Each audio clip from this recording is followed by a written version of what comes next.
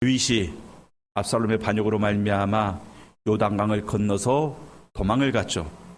그리고 이제 압살롬의 군대와 다윗의 군대가 전쟁을 해서 다윗의 군대가 이겼습니다. 그리고 반란군의 수기였던 압살롬은 죽임을 당하게 됩니다.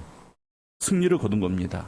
그런데 오늘 본문 말씀은 승리보다는 그 승리 이후에 이 다윗의 조치를 보여주고 있습니다. 사실 승리만으로는 충분하지 않아요.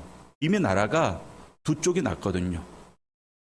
전쟁에서 한쪽이 이겼습니다. 그러면 전쟁에서 진 쪽은 어떠한 마음을 갖고 있겠습니까? 이제 처절한 보복이 있겠구나. 그런 마음을 먹지 않겠습니까? 그래서 전쟁에서 다윗 편이 이겼지만 다윗 편은 소수였어요. 그리고 압살롬의 편은 아주 다수였습니다. 소수는 기뻐하고 있지만 다수의 이스라엘 사람들은 근심하고 걱정하고 두려워 떨고 있더라는 것입니다. 어찌되었던 하나님께서 원하시는 바른 이스라엘의 모습은 아닌 겁니다. 그래서 오늘 이 시간 승리 이후에 정말 무엇이 중요한가, 이 다윗의 조치를 통해서 우리가 한번 알아보도록 하겠습니다. 먼저 우리가 이 9절과 10절 말씀을 보면 백성들이 서로 다투는 모습이 나옵니다. 이스라엘 모든 지파 백성들이 변론하여 이르되 왕이 우리를 원수의 손에서 구원하여 내셨고 또 우리를 블레셋 사람들의 손에서 구원하셨으나 이제 압살롬을 피하여 그 땅에서 나가셨고. 자, 성도님들 봅니다. 시작. 자막이 안 떴습니까? 김 목사님, 그 방송실에 있는 청년 2명을 좀 혼내켜 주세요. 그리고 목사님도 뒤에서 전 잘 지도해 주시고. 자, 10절 말씀 시작. 형제를 사랑하여 서로 우애하고 존경하기를 서로 먼저 하며. 그거 아니죠. 자, 19장 10절 말씀. 19장 10절 말씀. 자, 우리가 읽었던 사무엘하 19장 10절 말씀 시작. 우리가 기름을 부어 우리를 다스리게 한 압살롬은 싸움에서 죽었거늘 이제 너희가 어찌하여 왕을 도로 모셔 올 일에 잠잠하고 있느냐 하니라. 자, 우리가 한번 여기서 보면 먼저 9절 말씀 보면 이스라엘 모든 지파 백성들이 그랬습니다. 모든 지파 백성들이 그들이 변론하여. 자, 이 변론하다 이 말이 무슨 말입니까? 히브리어 둔이라는 동사가 쓰였는데 둔, 이것은 다투다, 정죄하다 이런 의미가 있습니다. 그러니까 이스라엘 모든 지파 백성들이 서로 다투고 서로 정죄하는 거예요. 너 때문에 이렇게 됐다, 너 때문에 이렇게 됐다 하면서 서로 정죄하면서 다투고 있습니다. 자, 그러면 그들은 왜 지금 서로 정죄하고 다투고 있을까요? 자, 보세요. 왕이 우리를 원수와 블레셋의 손에서 구원하여 내셨고, 다윗 왕이 우리를 원수들의 손에서 구원한 적이 얼마나 많으냐, 블레셋의 침략으로부터 우리를 건져낸 것이 얼마나 많았느냐 하면서 지금 다윗의 과거의 업적을 말하고 있습니다.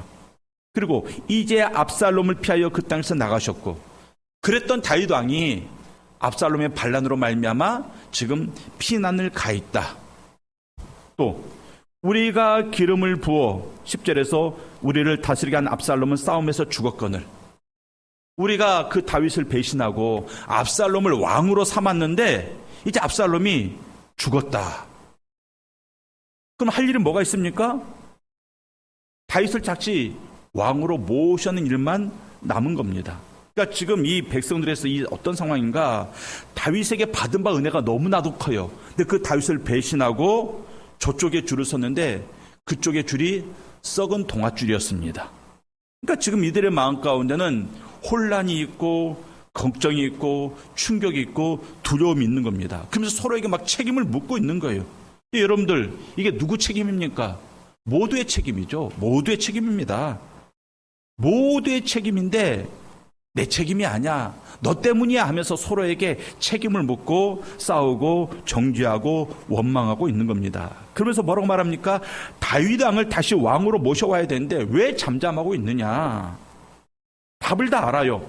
다윗 왕이 다시 우리의 왕이 돼야 된다라는 답을 다 알고 있는데 뭐가 문제입니까? 누가 왕을 모셔올 거냐? 누가 왕을 모셔올 거냐? 내가 가서 왕을 모셔오면 되잖아요. 근데 못하는 겁니다. 왜? 나는 다윗 왕을 배신하는 그런 입장에 서 있었기 때문에 그래서 못하는 겁니다. 10절 마지막에 보면 너희가 어찌하여 왕을 도로 모셔올 일에 잠잠하고 있느냐. 너희가 자기가 하면 되잖아요. 근데 자기가라고 안 하고 너희가 너 왜 그거 안 해? 하면서 서로 정죄하고 있습니다. 그럼 이들이 왜 이렇게 서로 미루기만 하고 서로에게 책임을 전가하면서 움직이지 않고 있는가? 앞서 말했다시피 그들은 모두 다 누구의 편에 섰다고요? 압살롬의 편에 섰거든요. 누군가는 이 문제를 풀어야 되는데 누가 풀어야 될까요? 다윗 왕이 풀어야죠. 다윗 왕이. 가해자는 문제를 풀 수가 없어요. 가해자는 그냥 회개하고 엎드리는 것밖에 없습니다. 가해자는 문제를 풀 수 있는 능력이 없어요. 자격이 없습니다. 그저 내가 잘못했습니다 하고 납작 엎드리는 겁니다. 그럼 누가 해결합니까? 피해자가 용서하면서 비로소 문제 해결이 되는 겁니다. 그런데 종종 특히 우리나라를 보면 그래요. 가해자들이 스스로를 용서합니다. 스스로 용서하고 다 끝났다. 그렇게 큰 소리 치는 경우가 얼마나 많이 있는지 모릅니다.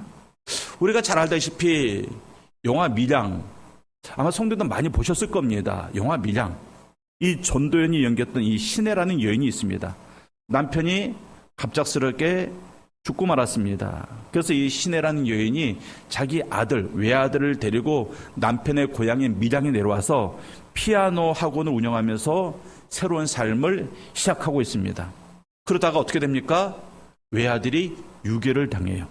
유괴당하고 살해당하고 말았습니다. 충격적인 사건이 벌어지죠. 남편이 이뤘죠. 이제 하나 아들 바라보고 살았는데 그 아들까지 유괴되어서 살해당하고 말았습니다. 극도의 절망감 가운데 결국 충격을 받아서 정신병원에 입원하게 됩니다. 그런데 이 절망 속에서도 이 신혜라는 여인은 교회를 의지하기 시작합니다. 믿음을 갖기 시작합니다. 이 기독교 신앙을 통해서 위안을 얻으려고 하고 하나님의 사랑과 용서에 대해서 배우게 됩니다. 점점 믿음에 빠져들어가면서 내가 저 가해자를 용서해야 되겠다 그런 마음을 먹게 돼요. 그래서 이제 면회를 가죠. 용서해 주기 위해서. 그 죽인 범인을 찾아서 면회 가는데 이 범인이 뭐라고 말합니까? 난 이미 하나님께 용서받았다. 난 이미 회개하고 하나님께 용서받았다 하면서 너무나도 평온한 모습을 보입니다. 미안해하는 모습 하나도 없이 사과하는 모습 하나도 없이 나는 하나님께 용서받았습니다 하는 그 모습을 보고 이 신혜가 하나님을 원망하면서 분노하기 시작합니다. 그래서 교회에서 난동을 부리고 하나님을 부인하는 그러한 행동을 보이기 시작합니다. 내가 용서하지 않았는데 내가 그 사람을 용서하지 않았는데 누가 그 사람을 용서한단 말이냐 하면서 충격을 받은 겁니다. 근데 중요한 것은 이 살인자의 모습이 우리에게 있다라는 것이에요. 우리에게. 죄를 지어놓고 회개했다라는 그 핑계 하나로 스스로를 용서합니다. 내가 죄를 지었는데 나 하나님께 회개했어. 나 용서받았어. 나 깨끗해. 이게 과연 바른 모습입니까? 셀프 용서. 이게 항상 우리에게 문제예요. 셀프 용서. 신혜가 용서할 때 진정한 용서가 이루어지는 거예요. 그 살인범에 있어서는. 그래서 성경에서도 뭐라고 말하고 있습니까? 너희가 제사하기 전에, 너희가 하나님께 나아가기 전에 먼저 가서 화해하라고 말하고 있잖아요. 먼저 가서 화해하라. 우리가 진정한 용서와 화해를 이루기 위해서는 그저 하나님 앞에 회개하는 것으로 그치지 말고 반드시 나로 말미암아 피해를 입은 그 사람에 가서 용서를 빌어야 되는 겁니다. 그럴 때 진정한 용서와 화해가 이루어지는 겁니다. 그러니까 누가 풀어야 됩니까? 지금 이 문제를 다윗이 풀어야 되는 거예요. 다윗이 피해잖아요. 다윗이 당했잖아요. 그렇기 때문에 다윗이 문제를 풀어야 되는데 어떻게 풀어나가는가? 첫째, 선한 일을 먼저 해야 됩니다. 백성들이 막 망설이고 있습니다. 그러니까 다윗이 기다리다가 이제 본인이 직접 나서기 시작합니다. 11절 말씀에 다윗 왕이 사독과 아비아달 두 제사장에게 소식을 전하여 이르되 너희는 유다 장로들에게 말하여 이르기를 왕의 말씀이 온 이스라엘이 왕을 왕궁으로 도로 모셔오자 하는 말이 왕께 들렸거늘 너희는 어찌하여 왕을 궁으로 모시는 일에 나중이 되느냐. 자, 다윗이 자기의 복귀를 놓고 먼저 사독과 아비아달 두 사람을 부릅니다. 그리고 그 두 사람을 유다 지파의 장로들에게 보냅니다. 그리고 이렇게 말하라고 합니다. 모든 이스라엘이 왕의 복귀를 원한다는 소식이 왕의 귀에까지 들렸는데 왜 너희 유다 지파는 이 일에 빨리 나서지 않느냐, 이렇게 지금 말하고 있는 겁니다. 어떻게 보면 권면하는 것 같고 어떻게 보면 추궁하는 것 같습니다. 그러니까 다윗을 다시금 왕으로 모시는 일에 유다 지파가 앞장서야 된다, 이것을 지금 말하고 있는 겁니다. 자, 생각을 해보세요. 전쟁에서 이겼잖아요. 전쟁에서 이겼습니다. 그리고 압살롬이 죽었습니다. 그러면 우리가 생각하기를 그냥 예루살렘에 가면 되잖아요. 그냥 예루살렘에 가서 다시금 그냥 왕 노릇하면 되는 것 같습니다. 간단한 것 같습니다. 그런데 왜 다윗은 백성들이 불러주기를 기다리고 있는가? 명분이 필요하기 때문에, 명분이 필요하기 때문에. 자, 모든 지파 사람들이 압살롬을 왕으로 인정했습니다. 그리고 압살롬이 우리의 왕이라고 기름을 부었습니다. 그러니까 이미 그들은 다윗을 떠난 거예요. 비록 압살롬은 죽었지만 압살롬을 지지했던 백성들이 여전히 그대로 있습니다. 그래서 다윗은 마치 점령군처럼 예루살렘에 들어가기를 원한 것이 아니라 백성들의 뜻이 모아져서 다시금 다윗을 우리의 왕으로 모셔드리기를 지금 다윗이 원하고 있는 겁니다. 다시금 내가 점령군으로 그 땅을 들어가는 것이 아니라 왕으로 초대받아서 당당하게 예루살렘 성에 입성하기를 원하고 있는 겁니다. 명분이 중요한 거예요. 명분이. 과거에 보면 이 명분 때문에 목숨을 버렸던 우리의 선배들이 있고 조상들이 있습니다. 모든 싸움에는요, 명분이 필요해요. 이 국가적인 전쟁에도 명분이 필요하고요. 그래서 이 임진왜란 때 일본이 우리나라를 쳐들어오면서 내세운 명분이 뭐였습니까? 우리가 명나라를 치고자 하니 조선은 길을 내달라. 그게 명분이었어요. 말이 안 되는 거죠. 그냥 쳐들어오면 될 것 같은데 명분이 필요하니까 말도 안 되는 그러한 명분을 들어서 우리나라를 침략했던 것입니다. 국가 간의 전쟁뿐만이 아니에요. 이 깡패들끼리 싸울 때도요, 명분이 필요합니다. 그래서 이 범죄도시라는 그 영화를 보면 이 최민식이 저쪽 상대파의 그 업장을 뺏어오기 위해서 전쟁을 해야 되는데, 이 조폭들끼리 전쟁을 해야 되는데 우리 쪽의 조폭 도스가 전쟁을 안 합니다. 명분이 없다라는 거예요. 싸워야 되는데 명분이 없다라는 것입니다. 그래서 가서 뭐 합니까? 최민식이 가서 맞고 오죠. 일부러 시비 가서 맞고 와요. 명분을 만듭니다. 그리고 와서 이제 하정으로 부추기니까 하정우가 명분이 생겼네 하면서 쳐들어가서 그쪽 업장을 빼앗아 오잖아요. 명분이 필요한 겁니다. 자, 그런데 성도에게 있어서 명분이 필요한데 성도의 명분은 무엇인가? 내가 일을 하면 돈을 더 많이 벌겠다. 이게 우리의 명분입니까? 아니죠. 성도의 명분은 오직 하나님의 뜻입니다. 하나님의 뜻이 그러하니까 이것을 해야 됩니다. 이게 바로 성도의 삶의 명분이 되는 겁니다. 예수님께서 제자들에게 그 마지막 만찬을 하시기 전에 그 유월절 만찬을 준비하시면서 제자들에게 성읍에서 나귀 새끼를 끌고 오라고 합니다. 그때 제자들이 가서 나귀 새끼를 끌고 오려고 하니까 그 나귀 새끼의 주인이 물어봐요. 주인들이 물어봅니다. 그러니까 나귀 새끼 한 마리를 놓고 주인이 여러 명이었나 봐요. 주인들이 물어봅니다. 왜 우리 나귀를 끌고 갔느냐? 그때 제자들이 뭐라고 말했습니까? 주께서 쓰시겠다. 주께서 쓰시겠다. 이게 바로 명분이 되었던 것입니다. 주께서 쓰시겠다. 자, 다시 본문으로 들어와서 다윗은 이제 백성들이 자발적으로 이 다윗을 왕으로 추대함으로써 이스라엘 왕으로 복귀하는 데 있어서 명분을 갖추기를 원했던 것입니다. 그러면 아무 집 하나 가서 먼저 가서 다윗 왕이시여, 당신이 우리의 왕으로 복귀해야 됩니다. 이렇게 말하면 되지 않겠습니까? 아무 집 하나 먼저 앞장서서 하면 그 지파가 다윗에게 굉장히 이 점수를 얻을 것 같은데 아무도 그러지 않고 있어요. 그때 다윗이 이 두 명의 제사장을 유다 지파에게 보내서 너희가 이 일을 해야 된다 이렇게 말하고 있습니다. 자, 그러면 왜 유다 지파가 이 일에 앞장을 서야 되는가? 압살롬이 처음 반란을 일으킨 도시가 어디였습니까? 헤브론이에요. 헤브론. 이 헤브론은 유다 지파의 수도와 같은 도시입니다. 그래서 다윗도 처음 왕이 될 때 헤브론에서부터 시작을 했어요. 마찬가지로 압살롬도 헤브론에서부터 내가 이스라엘의 왕이다, 그러한 기치를 들고 반역을 시작했던 것입니다. 그리고 온 유다 지파가 그 압살롬에게 힘을 실어줬어요. 힘을 실어줬기 때문에 나머지 지파들도 압살롬에게 모여들게 되었고, 결국 압살롬이 반란에 성공해서 이 예루살렘 성까지 점령하게 되는 그러한 일들이 벌어졌던 것입니다. 그래서 다윗이 다시금 복권함이 있어서 유다 지파 너희가 적극적으로 앞장섬으로 말미암아 너희가 과거에 압살롬의 반역에 앞장섰었던 그 잘못을 뉘우칠 기회를 좀 주고 있는 거예요. 너희가 반역에 앞장서지 않았느냐? 그러니까 너희가 또 이 일에도 앞장서서 너희의 잘못을 스스로 씻으라, 이렇게 말하고 있는 겁니다. 모든 일의 회복은 잘못한 사람이 먼저 그 잘못된 길에서 돌이키는 것으로부터 시작이 됩니다. 묶은 자가 풀어야 됩니다. 묶은 자가 풀어야 됩니다. 묶은 사람이 그 매듭을 풀어야 문제가 해결이 됩니다. 근데 안 풀어요. 묶은 사람이 그 문제를 안 풀어요. 그럼 어떻게 됩니까? 칼로 매듭을 잘라내죠. 잘라냅니다. 묶인 매듭이 칼로 잘라버리면 해결은 됐지만 회복은 안 된 거예요.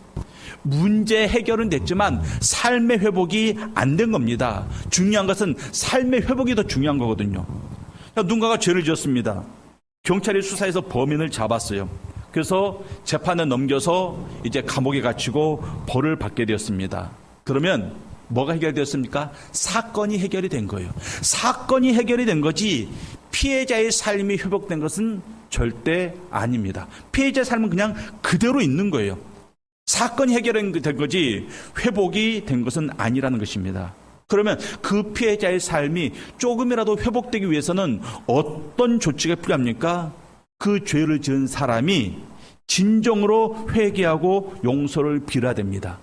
그럴 때 비로소 사건의 해결이 아닌 문제 회복이 시작이 되는 겁니다. 그러니까 지금 다윗이 유다 지파 너희가 앞장서서 왕을 모셔와야 된다, 이 말을 하는 것은 너희가 문제 해결과 삶의 회복을 위해서 너희가 먼저 앞장서야 된다 하면서 기회를 주고 있는 거예요.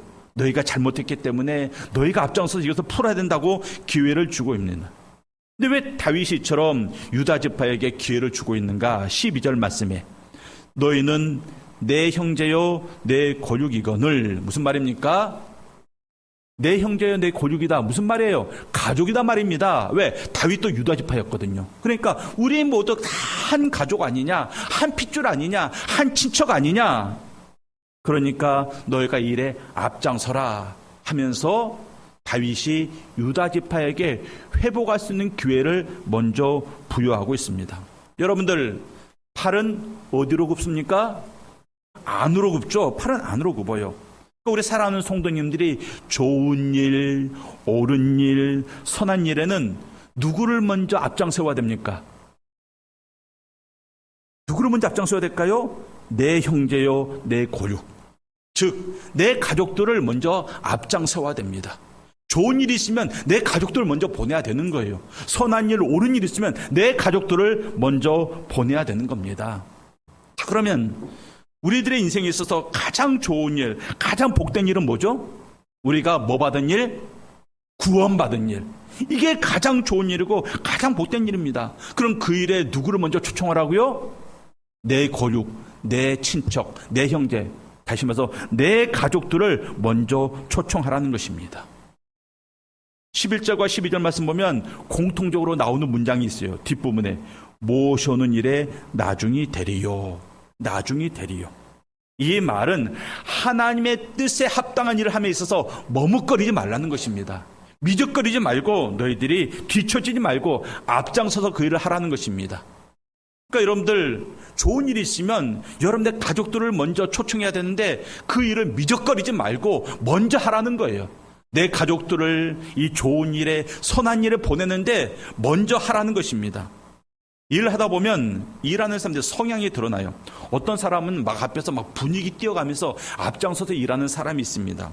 또 어떤 사람은 그저 말을 하지 않는데 그냥 조용히 앞장서서 일하는 사람이 있습니다.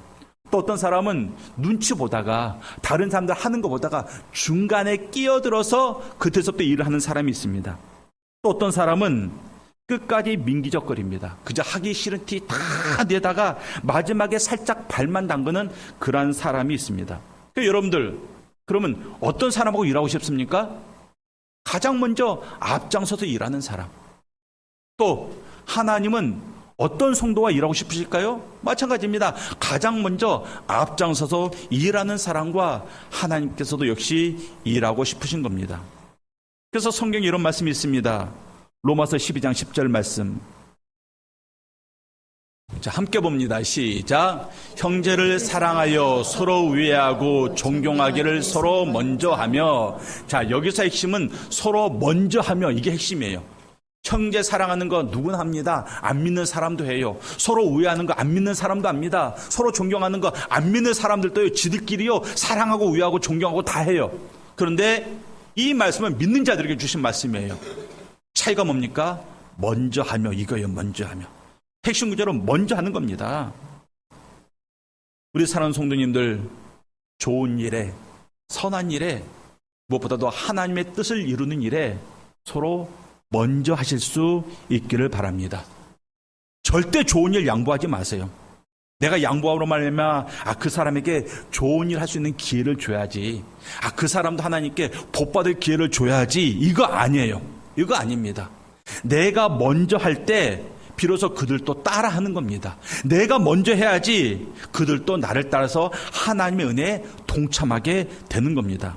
그러니까 여러분들 좋은 일에는 늘 먼저 하실 수 있기를 바랍니다.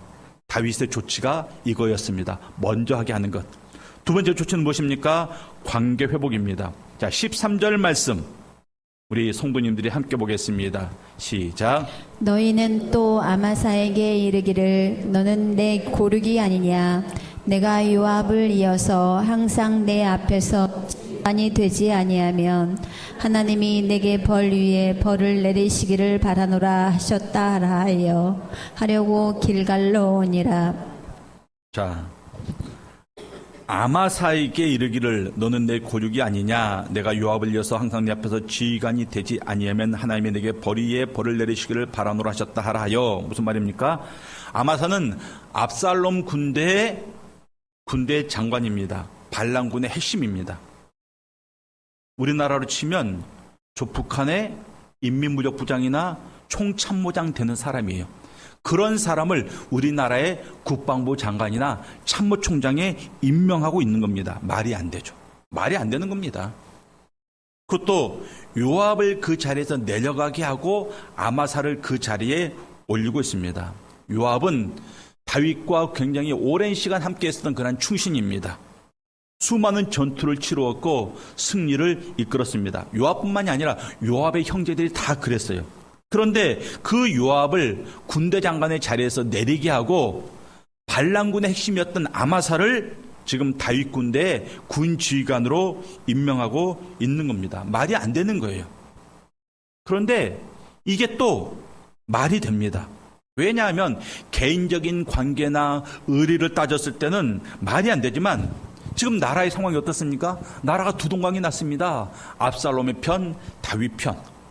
이런 상황에서 상대편의 핵심 인물을 다윗 쪽에 아주 중요한 자리에 세운다라는 것. 이것은 나라의 통합과 화해를 위해서 반드시 필요한 그러한 결단이었기 때문에 그렇습니다.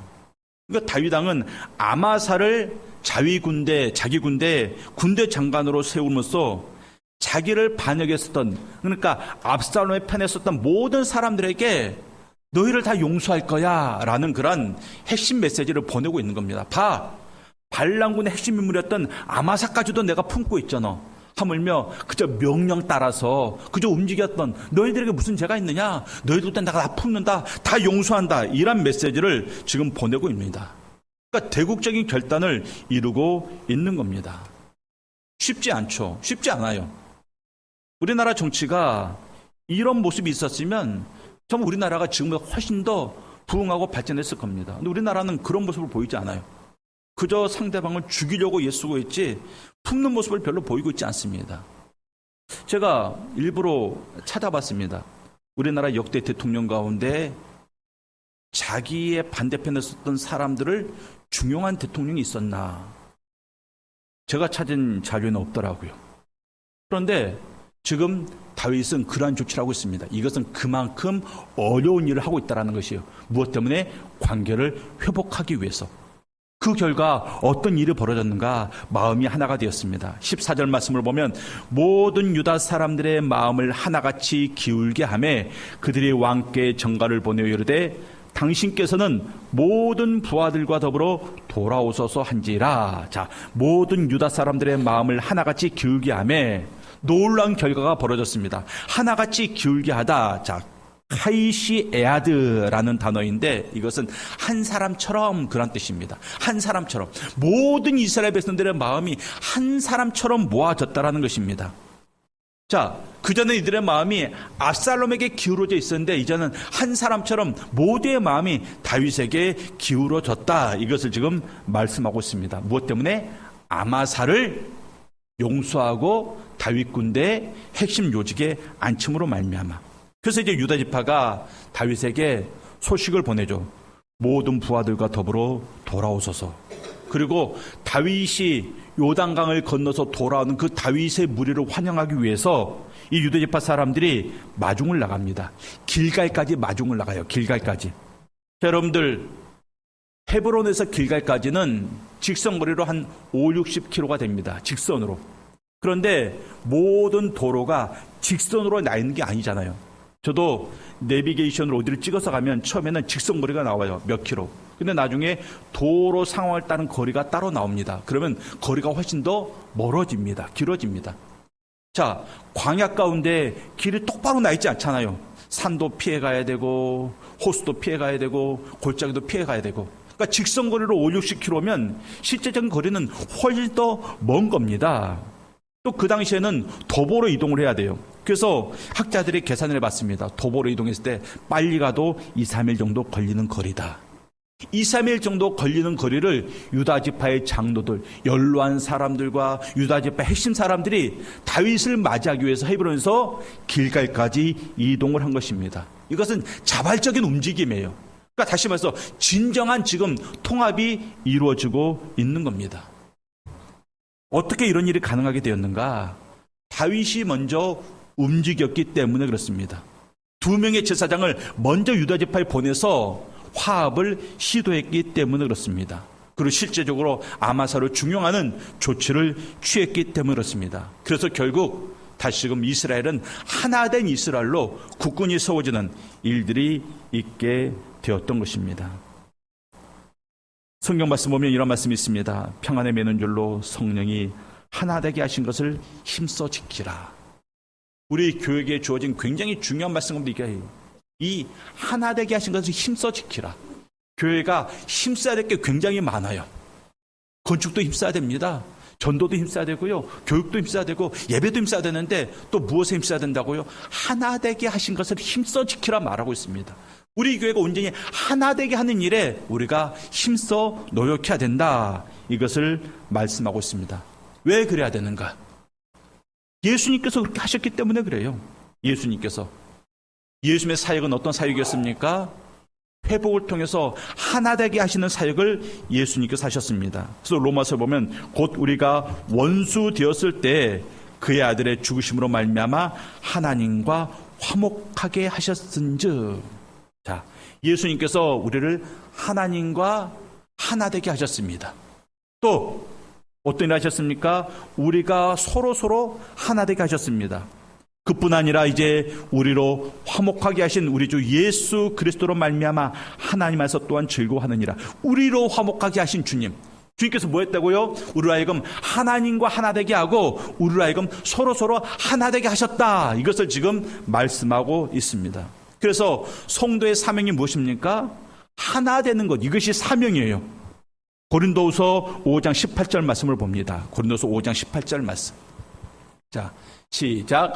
모든 것이 하나님께로서 났으며 그가 그리스도로 말미암아 우리를 자기와 화목하게 하시고 또 우리에게 화목하게 하는 직분을 주셨으니.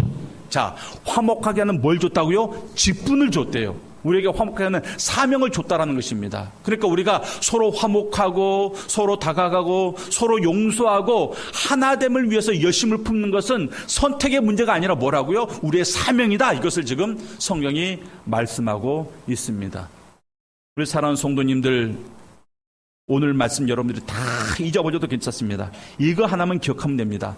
아, 나는 화목하게 하는 사명을 받았구나. 그래서 나는 내 주변 모든 사람들과 하나 되기 위해서 힘써야 되는구나. 이것을 늘 염두에 두고 그 말씀 붙잡고 이번 한 주간도 철저히 하나 되기 위해서 살아가는 우리 성도님들이 다 되시기를 주님의 이름으로 축원합니다. 기도하겠습니다.